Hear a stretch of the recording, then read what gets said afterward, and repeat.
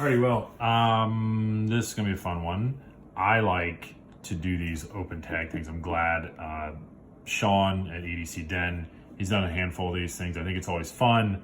It just puts out a question to the community, really, saying an open tag or not. But we just put a question out to the community and it gives us an idea of what to talk about on a video. And I think that's really cool. So Sean, I really appreciate doing stuff like this.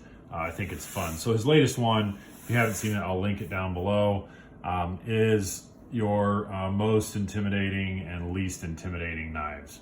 Now that you carry, so I have some like machetes and stuff for when I go out into the woods and whatever, but I'm gonna put fixed blades aside because typically I think we go with, when we say intimidating and it comes to knives, pocket knives, it's basically probably saying your biggest knife to your smallest knife. But I think there's a little extra in there too if we kind of think about what catches people's eye. That's kind of what I thought about as well. Now I also looked at biggest to smallest, but I also want to say that one that maybe catches your eye and then that becomes intimidating versus one that everyone would just look by and not really worry about.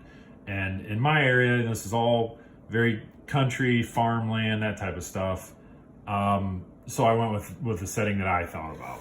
So my most intimidating knife would be this large Kizer. This is an older model, 9 inches overall and 6.66 ounces. That's right. Literally the devil's built into the weight on this thing. Kind of crazy. My heaviest knife, and this is my biggest folder that I have. But even like I was talking about, when you get this out, I mean, all the accent colors, the kind of crazy scheme they got on the handle, it's very bulky and beefy. Sticks out of both ends down here, sticks out, blade sticks out really far. Just a big, chunky, overdone knife.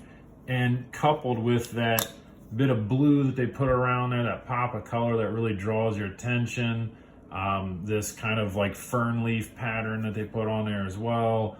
All that really draws your attention. So I think that has to be, not only is it my biggest knife, but it's also my most attention grabbing, therefore my most intimidating knife. The model number on it, by the way, if you're curious, here, I'll hold it right up. You can read that. It's a bunch of numbers and letters. This is all titanium and S35, and so it's a pretty cool knife. It's just older. So that's my most intimidating knife. Now, my least intimidating knife, I thought about, I have a lot of small, keychain knives, and I thought, well, yeah, that's kind of a given. But ones that I use and carry quite often, meaning they could possibly double as my main knife, was where I thought about it. And I certainly kept in the theme of the Victorinox.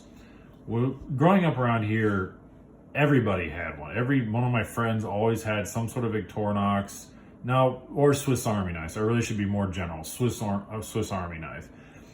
A lot of people wouldn't know the difference between Victorinox and all the other makers of them. Meaning the gas station ones or whatever, but something that had resembled this, a multi-tool, knife-based. But this, to me, is the most standard classic. Now, I could have went with a Tinker, but I didn't. This is the Walker, and I think later it was called the Climber. Sorry, someone I'm sure might correct me on that, and that's fine. Just two layers on this guy, and this would be extremely common around here. You just have your main blade, not a big blade. The whole knife is just quite small, but it's still, usable. I could use this every day if I wanted to, and I do. I carry this in my back pocket quite often as my secondary.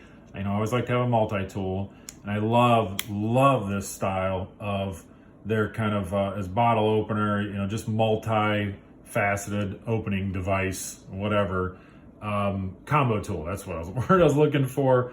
Go with multifaceted opening device. I think that'd be MFOD. Yeah, MFOD. I'm gonna get that. So the MFOD on the end of here, I think, is super cool. And this incorporation of this just allows it to not be so thick, and they can keep it one layer. So very handy. And then the last one, again, for around here, I think comes in handy as well, and wouldn't be aggressive in my area as just this saw. So again, I'm talking me and my cousin and our friends that used to run around in the woods, and we'd cut limbs off with this thing or whatever, and shave stuff down and make dumb arrows and be dumb kids and throw them at each other or whatever, spears, I guess I should say. I can remember we had so many cricks around us and everything else. So around here, this is a standard knife, meaning if I got this out, it wouldn't really draw attention to it. So I think for me, besides the size, this is a non-assuming, non-threatening, non-aggressive knife. So there you go. Quick little fun video. Thanks to Sean for kind of putting out the question to the community. I appreciate stuff like that. Most intimidating to least intimidating. There you go. All right, everybody. Have a great day.